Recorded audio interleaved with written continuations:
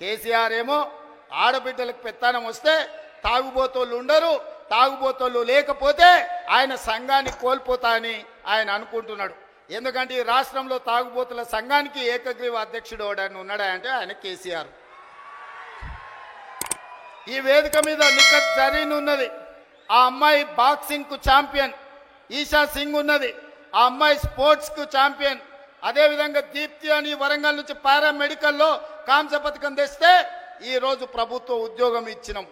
వాళ్ళందరూ క్రీడలకు, Sania Mirza టెన్నిస్కు brand ambassador. ఇట్లా చెప్పుకుంటూ పోతే ఒక్కొక్కరు ఒక బ్రాండ్కు అంబాసిడర్లు. కానీ మన కేసీఆర్ దేనికి బ్రాండ్కి అంబాసిడర్ అయ్యా? ఫుల్కో ఆఫ్కో బ్రాండ్ అంబాసిడర్ ఆయన. అందుకే ఈ రాష్ట్రాన్ని మొత్తం ఒక తాగుబోతుల సమూహంగా మార్చి ఊర్లూరులో బెల్ట్ షాపులు తెచ్చి మందులని మనుషుల్ని మందులో మత్తులో ముంచి ఆలోచన చెయ్యకుండా చేసి అధికారంలో కూర్చోవాలి అనుకున్నాడు. కానీ తెలివిగల తెలంగాణ ప్రజలు తేరుకున్నారు, దిమ్మ తిరిగే జవాబు ఇచ్చిండ్రు. ఇవాళ ఆయన అంటున్నాడు ఏం కోల్పోయినరో తెలిసిందని. ఏం కోల్పోలేదు కేసీఆర్ గారు, మీరు ఆ ఫామ్ హౌస్లోనే ఉండండి, కావాలంటే వైన్ షాప్ ఆయనకు చెప్తా, కావాల్సినప్పుడల్లా సీసాలు నీకు అందిస్తూనే ఉంటాడు. ఆ బిల్లు కూడా నువ్వు కట్టకు, మా వాళ్ళు కడతారు, మా పిల్లలు కడతారు. నీ ఇంట్లో 4 పదవులు కోల్పోయారు తప్ప తెలంగాణ సమాజం ఏం కోల్పోలే. నీ నౌకరి పోతే తెలంగాణ నిరుద్యోగ యువకులకు, నీ తండ్రి కొడుకుల నౌకరి ఊడగొడితే తెలంగాణ నిరుద్యోగ యువకులకు 10 నెలల 50,000 ఉద్యోగాలు ఇచ్చిన ప్రభుత్వం ఈ దేశంలో ఏదైనా ఉంది అంటే అది ఇందిరమ్మ ప్రభుత్వం. ఆ ఇందిరమ్మ ప్రభుత్వంలో 50,000 ప్రభుత్వ ఉద్యోగాలు ఇచ్చిన ఘనత నా మంత్రివర్గ సహచరులదని నేను ఈ వేదిక మీద నుంచి గర్వంగా నేను చెప్పదలుచుకున్నా.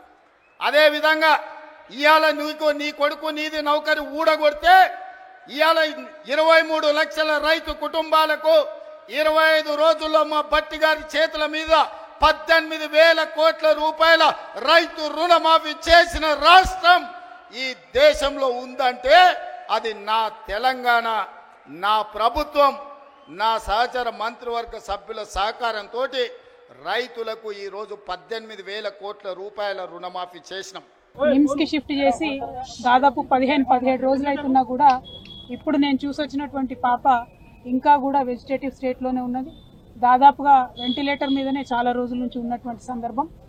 మనము చాలా బాధతో కూడినటువంటి పరామర్శ ఇది. ప్రభుత్వాన్ని మేము డిమాండ్ చేస్తూ ఉన్నాం, విజ్ఞప్తి చేస్తూ ఉన్నాం. పసిబిడ్డల ప్రాణాలు పోతూ ఉంటే పట్టనట్టు ఉండడం సరికాదు. ఈ ప్రభుత్వం వచ్చి 11 నెలలైతే దాదాపుగా నెలకు 3 మంది యావరేజ్గా ఇప్పటికే 42 మంది బిడ్డలు ప్రభుత్వ పాఠశాలల్లో చదువుతున్నటువంటి వాళ్ళు కేవలం ప్రభుత్వం యొక్క నిర్లక్ష్యంతో ఫుడ్ పాయిజనింగ్ వల్ల చనిపోవడం జరిగింది. అంటే యావరేజ్గా 10 రోజులకు ఒక పసిబిడ్డ ప్రాణాన్ని ఈ ప్రభుత్వం పొట్టన పెట్టుకుంటా ఉన్నది. ఇది సరైనటువంటి వైఖరి కాదు. అన్ని సంక్షేమ శాఖలు కూడా గౌరవ ముఖ్యమంత్రి గారి దగ్గర ఉండడంతో మరి వారి సమయం వెచ్చించలేకపోతున్నట్టుగా కనపడతా ఉన్నది. ఒక్క 10 నిమిషాలు మీరు పాఠశాలల్ని పసిబిడ్డల గురించి ఆలోచించి రివ్యూ చేసినట్టయితే ఈ ప్రాణాలన్నీ కూడా కాపాడేటటువంటి పరిస్థితి ఉంటుంది. నిన్న పేపర్లో చూసాం, నారాయణపేటలో హాస్టల్లో అన్నంలో పురుగు వచ్చిందని చెప్పి పిల్లలందరూ ధర్నా చేస్తే స్వయంగా ముఖ్యమంత్రి గారు మరి రివ్యూ చేసిన తర్వాత తెల్లారి మర్నాడు కూడా మళ్ళీ అదే సీన్ రిపీట్ అయితే పిల్లలంతా ఇప్పుడు కూడా ధర్నా చేస్తున్నటువంటి పరిస్థితి మరి కనబడతా ఉంది. దయచేసి ఈ ప్రభుత్వాన్ని విజ్ఞప్తి చేస్తూ ఉన్నాం, మీ ప్రాధాన్యతను గుర్తించండి.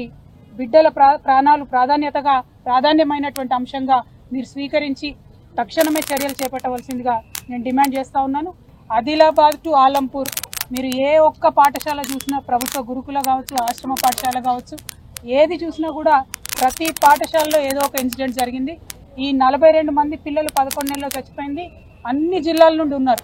కాబట్టి ఓవరాల్గా ఈ పాఠశాలలో చదివేటటువంటి పిల్లలు మరి మేము ఐఐటి పోవాలన్నా, ఐఐఎంకి పోవాలన్నా, లేకపోతే ఎవరెస్ట్ అధిరోహించాలా అని చెప్పి ఉన్నతమైనటువంటి ఆశయాలు, లక్ష్యాలతో ఉన్నటువంటి సందర్భాన్ని కూడా మనం తెలంగాణ ప్రజలుగా చూసినాం. కానీ ఈ 11 నెలల్లోనే మరి ఆ పాఠశాలలు ఈ దుస్థితికి చేరుకొని 10 రోజులకు ఒక పసిబిడ్డ ప్రాణం పోతుంటే కూడా ఉలుకు పలుకు లేకుండా ప్రభుత్వం ఉండడాన్ని మేము తీవ్రంగా ఖండిస్తూ ఈ అంశాన్ని సీరియస్గా తీసుకొని గౌరవ ముఖ్యమంత్రి గారు ఇంటర్ఫియర్ అయ్యి తక్షణమే ఈ పరిస్థితిని చక్కబెట్టాలని చెప్పి ప్రభుత్వాన్ని డిమాండ్ చేస్తూ ఉన్నాం. అట్లానే ఇప్పటి వరకు ప్రాణాలు కోల్పోయినటువంటి ఆ 42 మంది కుటుంబాలకు కూడా ఎక్స్గ్రేషియా కింద 10 లక్షల రూపాయలు ఇవ్వాలని కూడా మేము డిమాండ్ చేస్తా ఉన్నాం. పోయిన ప్రాణం వెలకట్టలేనిది, పోయిన ప్రాణాన్ని తీసుకురాలేము, బిడ్డ దూరమైనటువంటి దుఃఖాన్ని తీర్చలేము.